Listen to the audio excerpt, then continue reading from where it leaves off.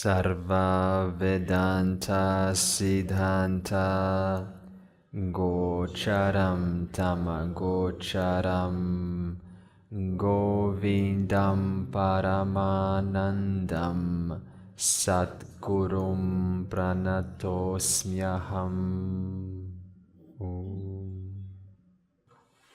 So we have seen that this consciousness that we're speaking of, it has this power that we have called Prakriti so far. And we have said that consciousness is nityam, it's without a beginning and an end. And having this power to manifest the universe, this power is, we said, has two powers. Okay, so this Prakriti has two powers. It has Avarana Shakti and it has Vikshepa Shakti. And Avarana Shakti, we said, when it comes to creating differences and variety in the universe, then it has to hide certain things in order to show other things. This is just how you create difference. And the same power that hides and creates differences, when it operates in your mind, then it manifests as ignorance. You don't know. And that ignorance comes across as I don't know. And this is something that we all experience in life. I don't know. And so we go to education and to remove this sense of I don't know. Now, if you remember, the verse stated that this Prakriti not only has this veiling power, but once it veils the truth from you, then you're okay with that. You don't mind, being ignorant. You don't know what you don't know. But the problem is the world is made in such a way that you cannot operate in a intelligently designed system unintelligently. So if you act in it unintelligently, that's going to create friction. And that friction is going to show you what you need to change in your life. So now that the individual, also being a beginningless entity, since Prakriti is beginningless and consciousness is beginningless, so the whole thing is beginningless. Everything here that you see, that you experience, is beginningless. There was never a time when it began out of nothing. Now, there might have been a time when this planet Earth was not here, when the plants were not here. So then what happened was the Earth formed and we had rock. But just because the rock was there doesn't mean that the plants will never come. The plants will come. It just takes a matter of time for the plants for the right conditions to form and the right carbon dioxide and oxygen and so on, atmosphere, and then the whole thing is able to come. So just because something is not here now doesn't mean it doesn't exist. It exists always, but in potential, in this Prakriti potential. And your body and your personhood, that too being a manifestation of this Prakriti, being governed by this power of ignorance, that means you never knew before. There was never a time before when you and I knew our true nature. Never. And because we never knew that, we looked at this body, which is nothing but consciousness, which we will arrive to slowly, and we saw a mistake because I was governed by ignorance since beginningless time. So thus I looked at this one reality called Brahman, and I mistook Brahman as an entity, one single entity. So now, having mistaken myself as this one entity, naturally the entity will find itself interacting with other entities, and then you will try to do something, some action, and then you'll get some results back, and then you have to go through that whole thing. So now the verses want to point out, hey, in order to remove this false notion, this idea, right now that you look at your body and you see it as a body or a person called your name, that's a false notion. That's a false notion right now. I'm not talking about some theory. That is a false notion right now. That's to be accepted. So what we have to do is we have to work with these false notions, which are a product of beginningless ignorance, and slowly kind of work through them and mention them, even though the teacher knows I'm only talking about one without a second. Adi Shankara, he said once to, as we will see later, he says, why are you talking about all these things and these phenomena and prana and body Anandamaya and manomaya and vijnanamaya? It's like counting stripes on a snake. The snake is not even there. Not only is the snake not even there, but on top of that, you're now counting the strikes of that snake. So you're 2 levels deep down into ignorance. Like, you fool. He uses these strong words. This is why I like Adi Shankara. You fool.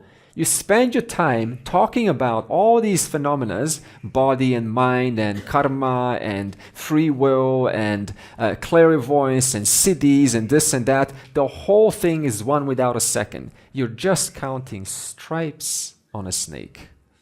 So what do we have to do? We have to remove those stripes one by one, remove the snake eventually, and see that there was never a snake to begin with. Because that ignorance is so hard-coded that one simply, even when they hear this teaching, like right now, they're like, yeah, this is all, it sounds good, it sounds theory, but I'm not connecting with it. The reason for that is because it's so deeply ingrained that I am a body and this is a world. And for most, this is an absolute fact. So what we're doing again is we have to go through this detail and say, you are not this body. You are not this Vijnanamaya Kosha. Because as we said, the 3 golden rules, anything that is not the self changes, can be perceived or experienced, and dependent on something else. And as you know, Vijnanamaya Kosha, your buddhi, your thoughts, are no different. They depend on the mind. To feed them some data, to think about something, instantly that's dependent. They depend upon learning what is plus, what is 2, what is equals. They depend upon that. It depends upon listening and learning. It depends upon, someone said, waking state. It depends on many things. And so the verse then continues and says it is not self-effulgent. That means no thought on its own has its own independent light. Were the love thought were to have an independent light, then it would mess up the hate thought, because it would just shine of itself and you could not have hate because it would be independently shining. But the fact that it doesn't have its own independent shine, it means you can push it aside. Otherwise it would be constantly bothering there. It's like this light. You're looking, but it's like so bright and it's always there. You just see it. So like this, if a love thought had its own independent shine, then it would constantly, it would just be there. Love, love, love, love, or whatever, this grief. So no thought has its independent shine. No thought stands on its own. Every thought depends on time and space. Did you notice then the thoughts only occur when you move to a certain space in the environment? Right now we have one kind of thought. The moment we're out of this room, because the space has changed, we're over there, what happens now? The thoughts change. The time, a certain time appears. 10 minutes from now, the thought will be different than right now. That means it depends on space and time. Whereas awareness is independent of space and time. It is there right now, illumining this thought of whatever the thought is, or whatever the nature of that vritti is. It will illumine the thought 10 minutes from now. The awareness will remain exactly the same. So this is the first point. This is the Vijnana is not self-effulgent. It is inert. Actually, no, it's self-effulgent. Thank you very much. See, sometimes we have this intellect and it is not well developed. In other words, it's a little bit contaminated by some old stuff, old notions, maybe some relationship issues, maybe some stuff back home. Whenever that happens, it becomes a lot harder for this intellect to, even grasp this knowledge. This is why we need the person to kind of come in with a certain kind of a bubble. Let's put aside everything, all your problems, and by doing so, it's almost like clearing a mirror. And you clean that mirror, and it's allowed to reflect the fullness of your nature. Because your intellect is like, think of it like a mirror.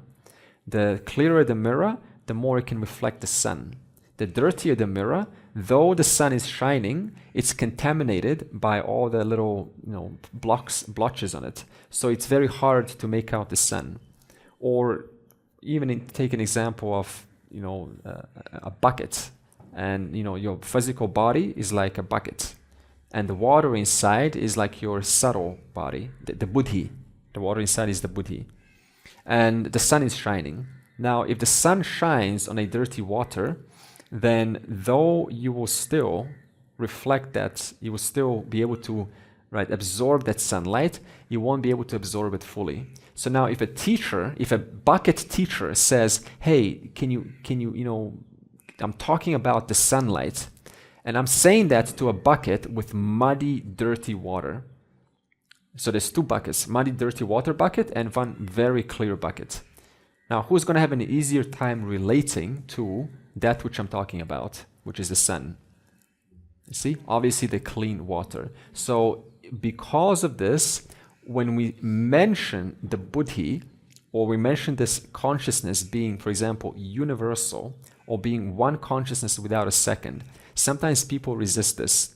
And the reason they resist it is because your buddhi still has some cleaning up to do, which is why you have schools like Sankhya or Vishishtadvaita, where they say that a person's consciousness is not universal, it is unique. And you try to tell them, you try to explain, right? It is universal consciousness. And what's the logic that consciousness is universal? What's the logic of that? Suppose I say to you, consciousness is universal. There's no two consciousnesses. Your consciousness is not different from my consciousness. I just made a statement. But how do I prove it to you right now? Then it would be limited. Hmm? Then it would be limited to my person. It would definitely be limited, okay. Yeah, I'm kind of like saying, so what to that? It's formless, so no boundary. Okay. So no two things can exist. One of them is limitless. Yeah, okay. Then other one cannot exist. Okay, so it's not limited. It's formless. It has no boundaries. Okay. I'm still a little bit saying, so what to that? Suppose I'm like, I'm having a debate with you. I say, oh, yeah, okay, so what? How do you prove that? Right. So how do you prove that it's limited? That it's not. That it's formless. That it's all pervasive. How do you prove that? So you have to use a different logic. You say, okay. The body would be there first. Or it should be attached to the body then. Okay. That's a good argument. The body would be there first. Okay. I don't quite know how to extend that argument, but yeah. You want to say? If you say the whole world consists of atoms, then one could argue that the atoms have to appear in something. So I would say this is something is your ultimate nature.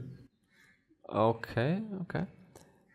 See, these are good arguments, and we can definitely expand them. See, suppose I say my consciousness is different from your consciousness. Okay, that's the argument. And suppose you say that to me. I say to you, no, it's not, because consciousness is without attributes. But then I have to extend that argument because I just told you a fact. Consciousness is without attributes. You say, oh, great, that's a fact. But how do I directly prove it? So I say to you, you see, if your consciousness had an attribute like blue, and my consciousness had an attribute like red, only then it would be different. But suppose you say your consciousness is blue. I'll say, show me, what do you mean by blue? What do you mean by blue? Is blue there all the time? Is blue there all the time? Is blue like covering everything in your existence? No. Suppose you say your consciousness is happy. What do you mean by happy? Are you saying that you can never be sad?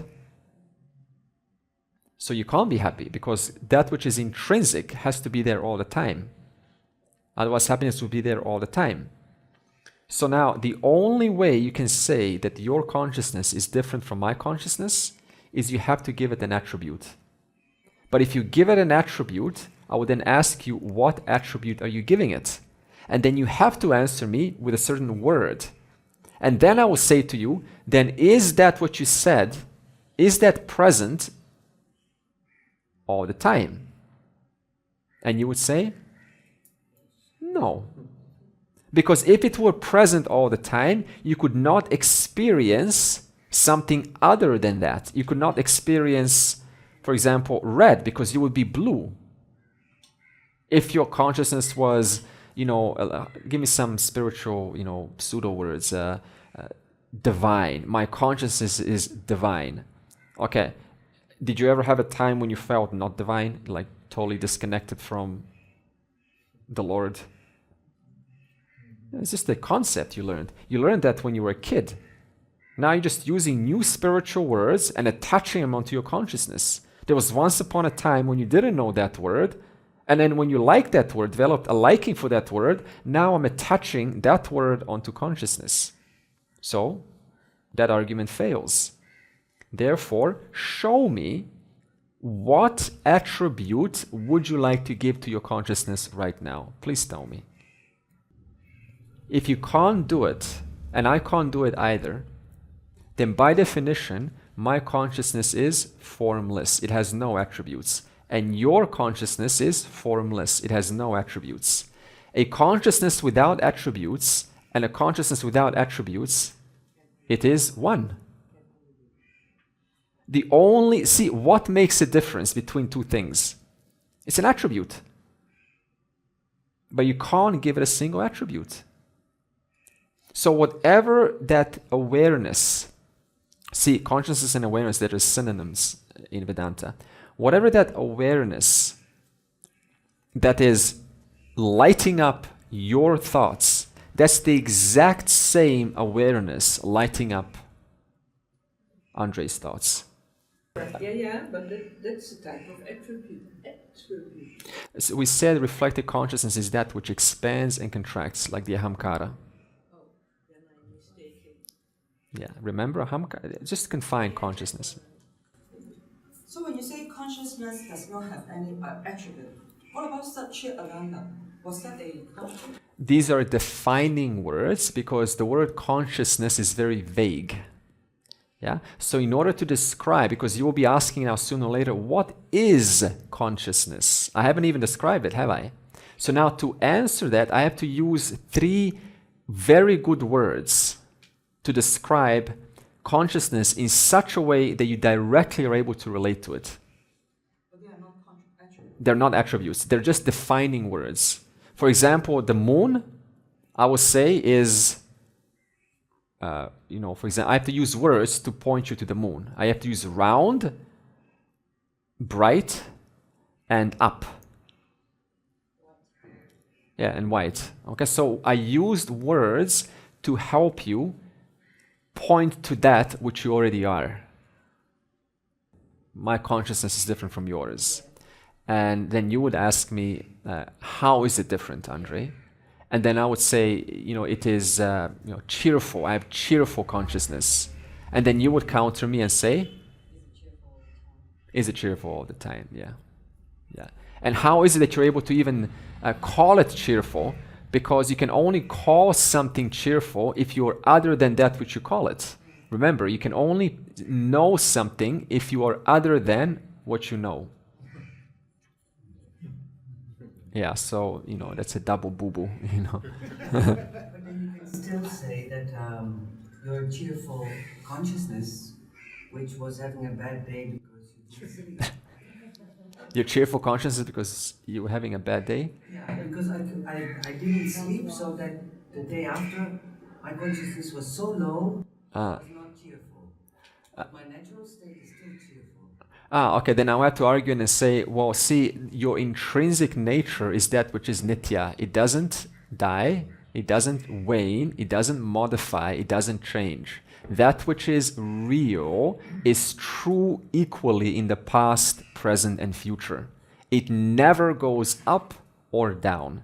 Anything that changes is experienced and dependent upon sleep, etc., is not the self. Okay? Stillness, very quiet. Yeah, so the nature of my consciousness is stillness. Okay, in the presence of stillness, is that a known attribute?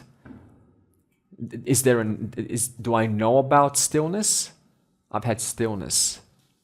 Oh yeah, no, it's an experience and it's not... Yeah, not so good because I had absence of mind and then I had a noisy mind. So this means I have to be other than the absence of mind and a noisy mind to call it as such. Because anything you can name, like stillness, anything you can name, you must be other than what you can name. If our consciousness is the same, because it has no attributes, then what's the only difference? The koshas.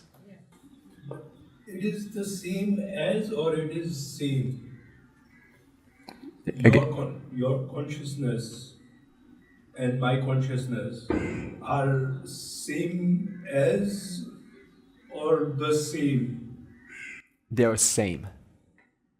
They are same. They are same. Even when you are in Australia and I am in India, our consciousness remains same. Even if I'm on Mars, it's still the same.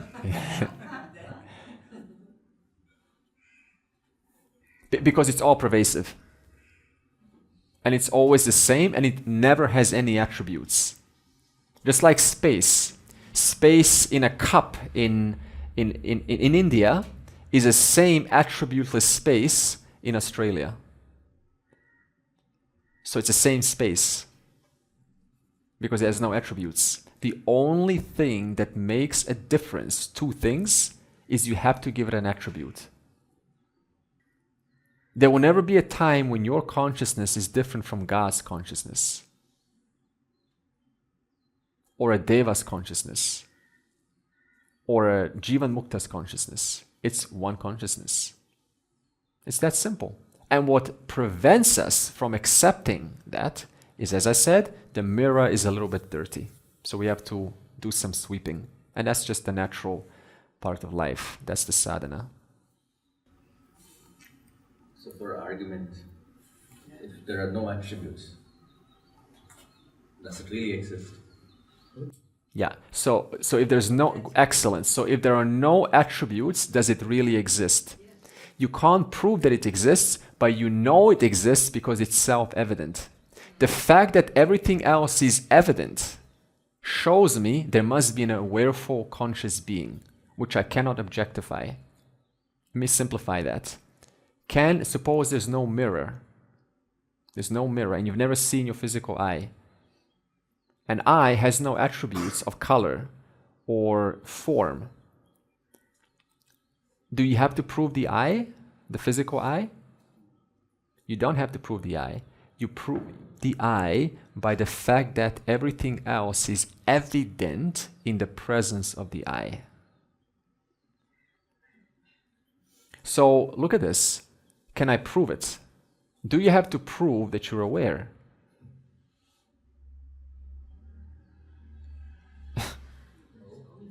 You don't.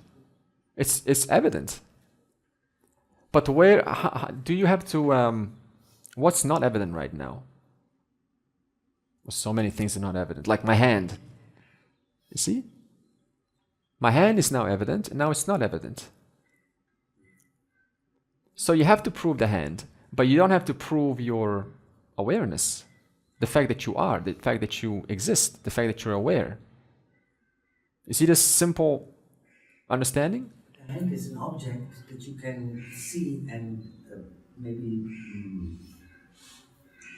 give evidence for, but presence cannot be, it's just not an object, so you cannot prove it. You cannot prove it, but it's self-evidencing. It self-evidences itself. Because why? Everything else that's changing, there must be an unchanging presence. Otherwise, you cannot prove it as an object. That's the issue the most have. They want to see it because all their life they've always been pulling it out, and there, I can prove it. It's the only principle that you cannot prove as an experience or an object.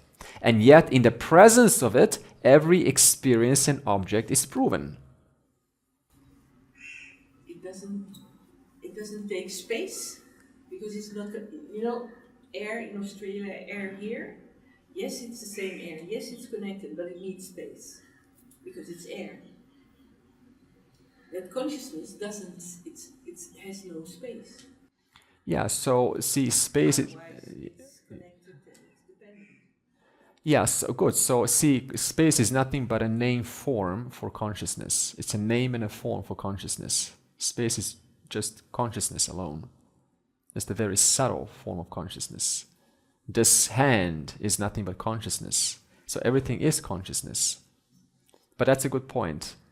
Consciousness doesn't depend on space. Why? How do you show this? Let's go into that. How do you show that consciousness doesn't depend on space? Well, did you ever have a time when you were small and you perhaps were inside the bedroom and your room was so big, and then you came back, maybe you were an adult, and that so-called big spacious room is now like a tiny shack? Yeah?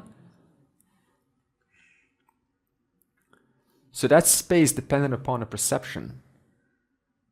The perception at that time. Your awareness doesn't depend. Awareness is just in the presence of awareness, there's a small space. In the presence of awareness, there's a big space. Same thing with time, yes? So we talk about your consciousness is the same as my consciousness. So my consciousness is self-evident, but your consciousness to me is not self-evident.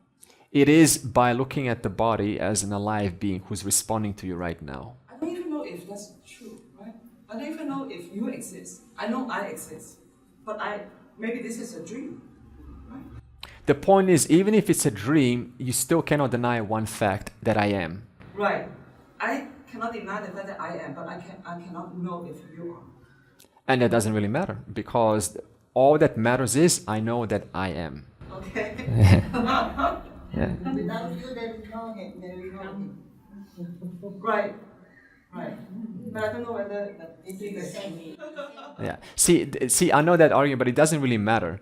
So, Doesn't really matter. yeah, it doesn't matter because the whole argument is just that you know that you are aware and you're conscious.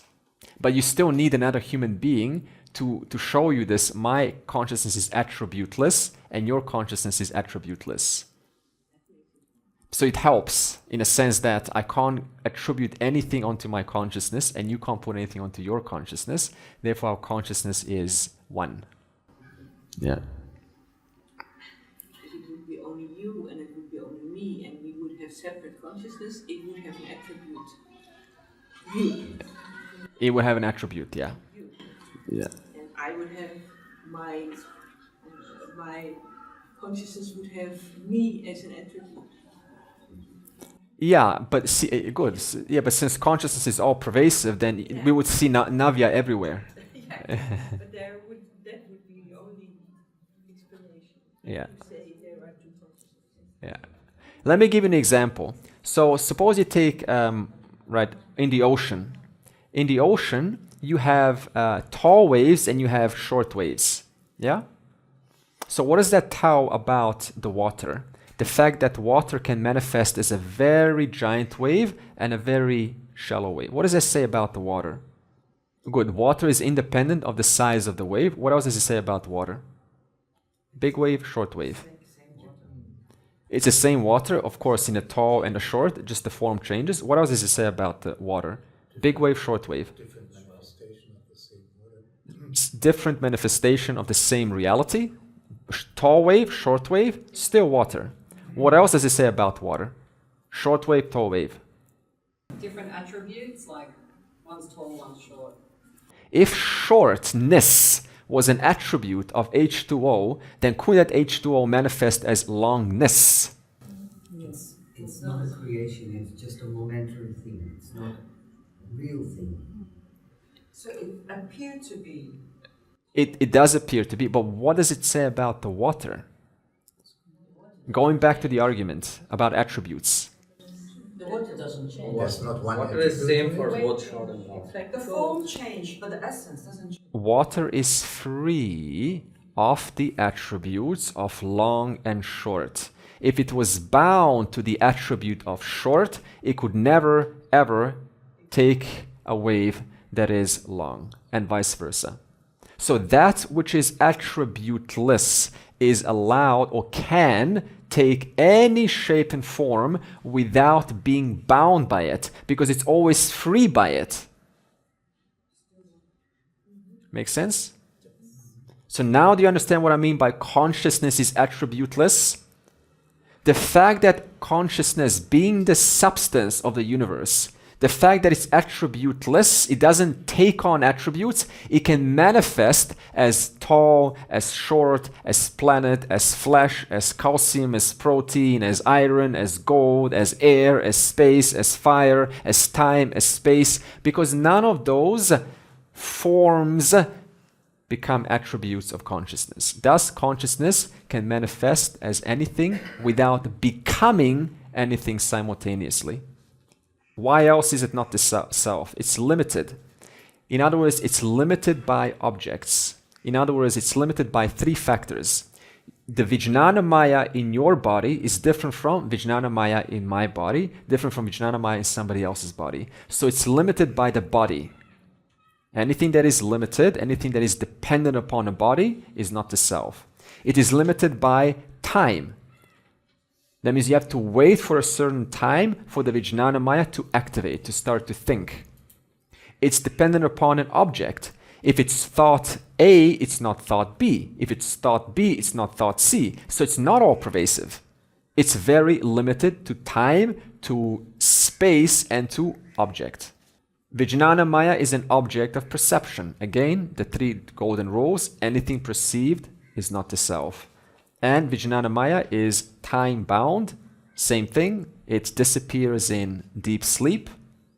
It reappears in the waking and the dream. Anything that comes and goes, anything that changes is not the self.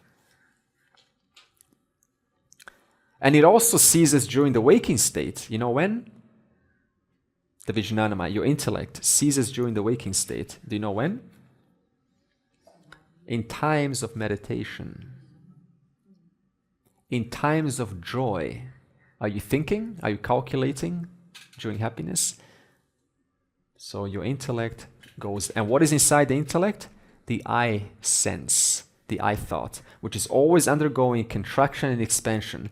And when there is joy, that I thought goes away, which is the one thing that we want to all get rid of.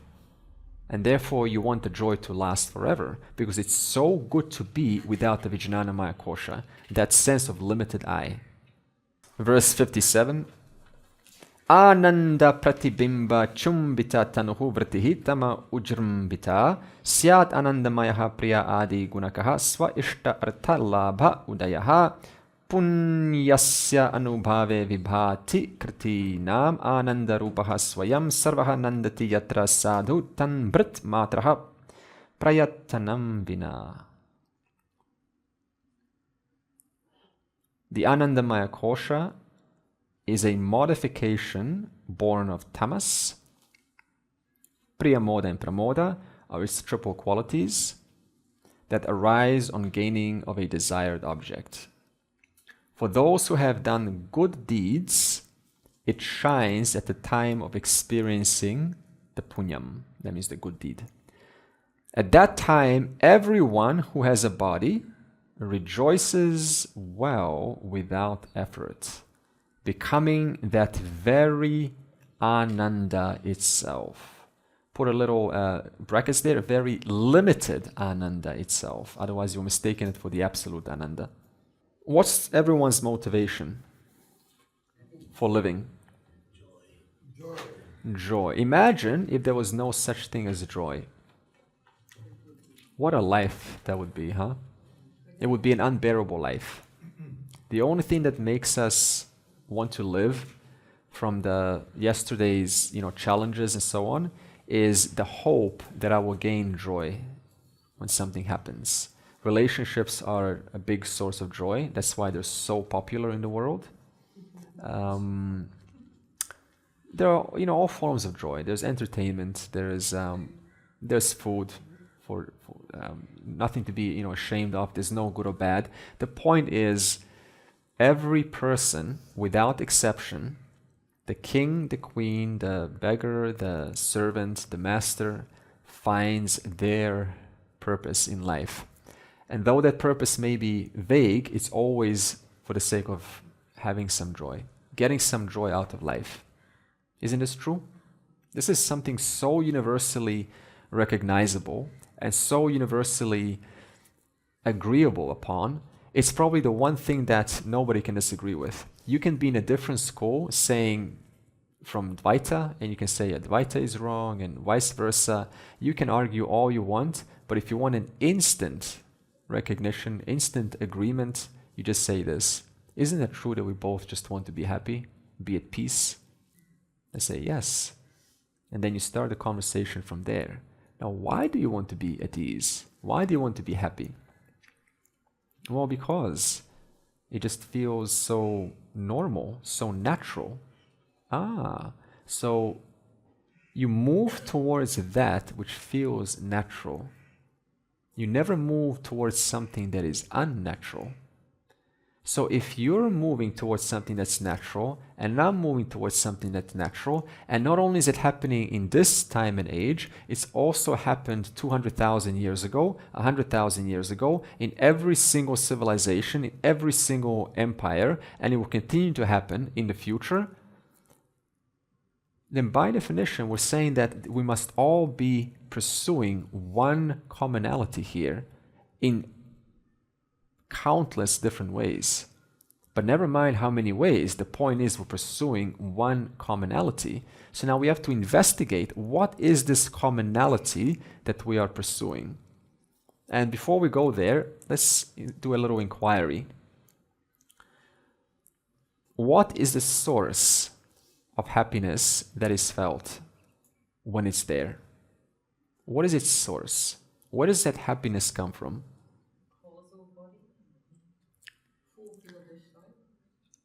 I wouldn't call it causal body. We're talking about Anandamaya Kosha. Let's not bring in consciousness yet, because remember, we're in an argument of not this, not this. So consciousness is still later. What is the source, without using terms like... absence of desire. That's much closer, okay? Okay, what about the jiva? Could the jiva, the single individual, the person, could he or she be the source of desire? Suppose the person alone was the source of consciousness. Normal person who doesn't know all these terms, desire, reflected, this and that, normal person. If that normal person was a source of happiness, then would he or she need the object? No. So this means it cannot be the jiva. Now let's take the object. If the object, maybe the object is a source of happiness. Now if the object was a source of happiness, then you would never want to get rid of it. You all want the same object. You would, but suppose it's in the object, you would not just want to get rid of it ever. But we all know from experience, it becomes repulsive, and it has the capacity to. So it doesn't have the power to retain its desirability. So it cannot be the person, it cannot be the object. It cannot be the seeker, we'll call the person the seeker, nor can it be the sought. So what has to happen?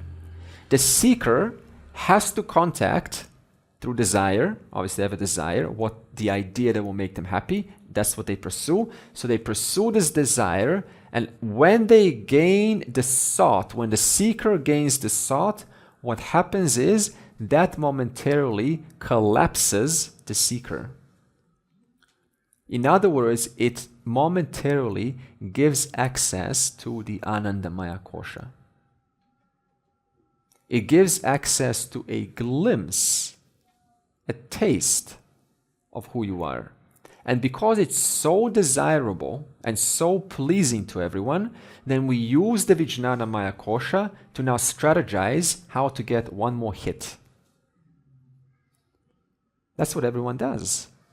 Nobody does it once. The moment you had it once, you go, that was so pleasant. Let me think of a time, place. Let me meet with them again. Let me, etc. So the seeker and the sought come together. That means you gain the object. You fulfill your desire. And in that moment, the seeker temporarily takes a pause. And in that pause, that desirous, wavy, turbulent mind takes a little pause.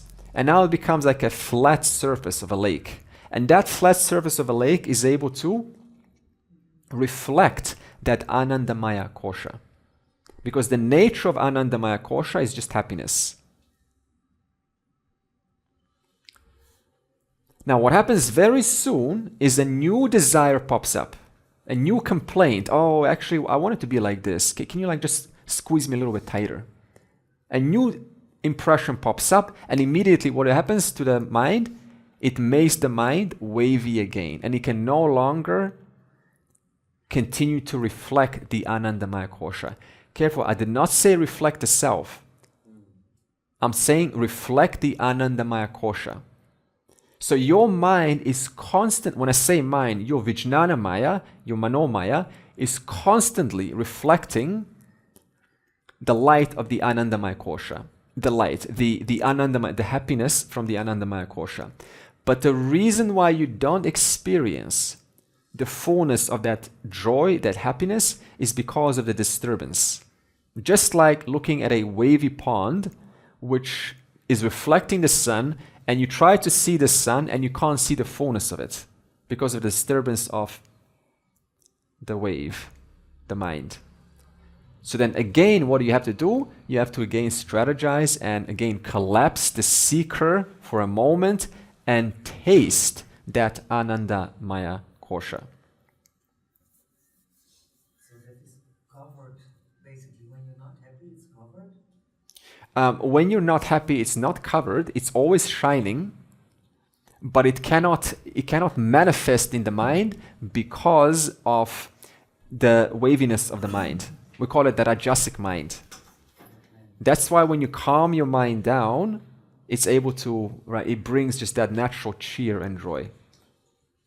Now, what happens very soon is this is so pleasing that the person then says, let me get it again. Let me turn this joy pursuit into the goal of my life. Like the goal is to be happy. So now they will do something extra. You will take some drugs, right, or some liquids. And what that will do is create the mind instantly like this. That's why drugs are so popular.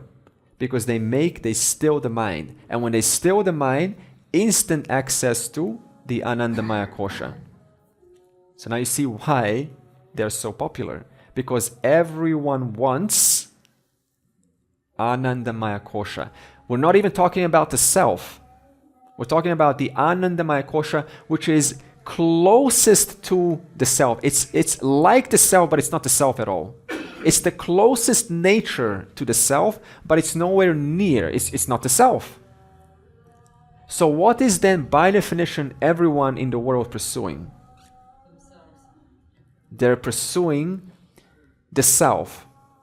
They're pursuing the self because Anandamaya Kosha is nothing but it's like the self, but it's not the self. It's like a little, you know what, a little firefly, light of a firefly. The self's light is like a sun. And what we all want is that little light of a firefly. The whole world is chasing that little light, like insignificant lick of the total, and then loading themselves up with all forms of drugs and still touching nothing but a lick.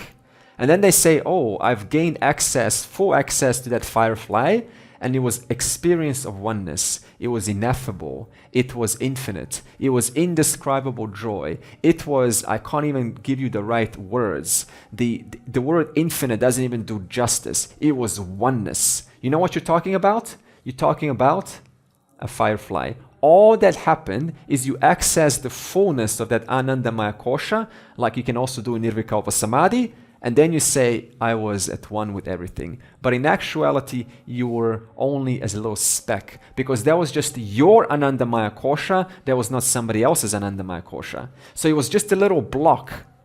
If you have two people, now you have two blocks. So you call infinity one little block. And that's what you call infinite. And then you write a book about it and you say, I touched grace, I touched God. No, you touched a little firefly, a nothing, a speck. You can't even see it compared to the sun. And this is what people do everything in their life to get a little, not even the full firefly, that's called samadhi. Just like 1,000th of a firefly. That's what we pursue. All in the name of pursuing that which is the most attractive, because it is your nature.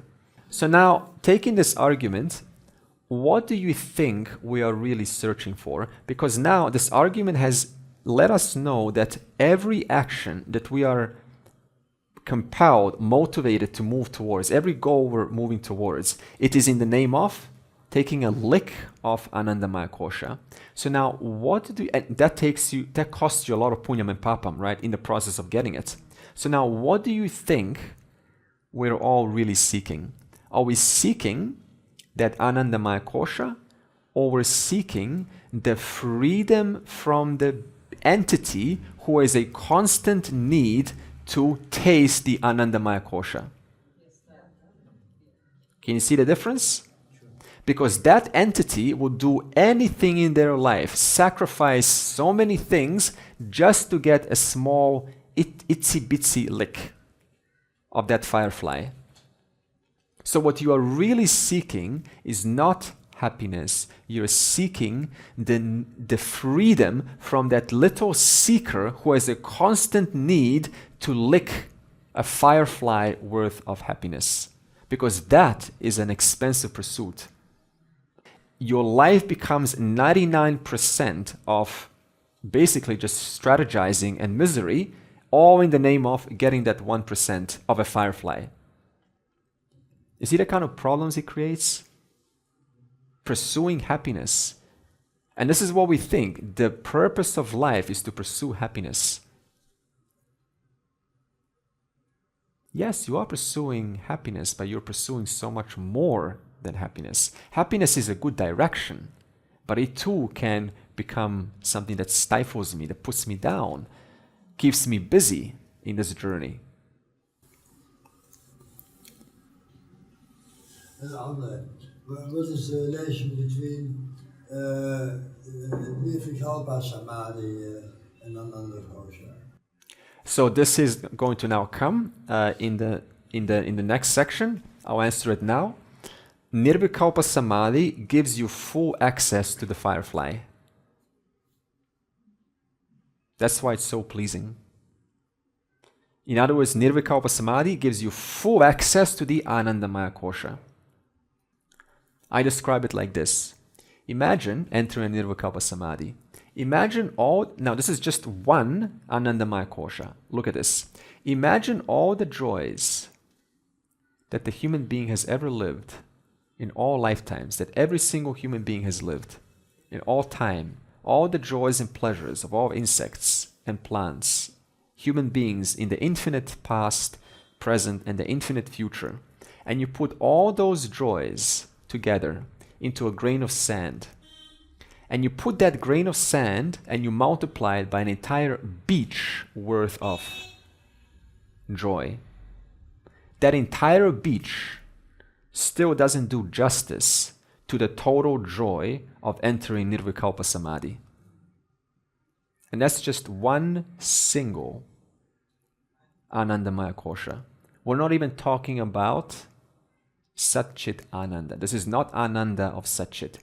This is Ananda of one tiny Anandamaya Kosha. So that's why Nirvikalpa Samadhi is so pleasing, but it's still not the self. So with Savikalpa, you still have the expanding and contracting entity, which is much better than Nirvikalpa, because Nirvikalpa, you cannot inquire. With Savikalpa, there's still a ahamkara that's able to inquire the vastness of its nature. So Savikalpa is preferred, because the inquirer is still there. The moment the inquirer goes away, you're just having one big deep sleep, you're conscious during deep sleep. It's like that. Right? Infinity. The seeker is dissolved once you have the desire. The desire is met for temporarily, right? Is the seeker and the ahankara the same? The seeker and the ahamkara is exactly the same. Yeah. So we also said the ahankara... It doesn't entirely dissolve. Yeah, go on. Okay. We also said the ahankara, like it expands, we feel good. And then, I mean, that was another thing we spoke about yesterday. So how is this too? Like once we are saying about seeker kind of temporarily going away, and on the other side, the ahankara becomes big, we feel good. Yeah, sure. So that was one way to see the expanding, contracting was for the sake of helping you differentiate between self and not self. That had a different context. Now I'll put that context aside, and now I'll say the ahamkara doesn't go away. It just frees itself of all of the I'm not good enough limitations. You know, I'm small, I'm desirous, I need this, I need that. All of those associations go away. So the ahamkara, you could say, in Nirvikalpa Samadhi, in Samadhi, it becomes vast. Because no more limitations. I'm small, I'm insignificant, I'm unlovable, I'm abandoned. None of those limitations are making us small anymore. So yes, you could say that the ahamkara is, right, vast in Samadhi because of absence of limitations of, one's inadequacies. Purnamadav Purnamidam Purnat Purnamudachyate Purnasya Purnamadaya Purnam Eva Avashishyate. Om Shanti Shanti Shanti.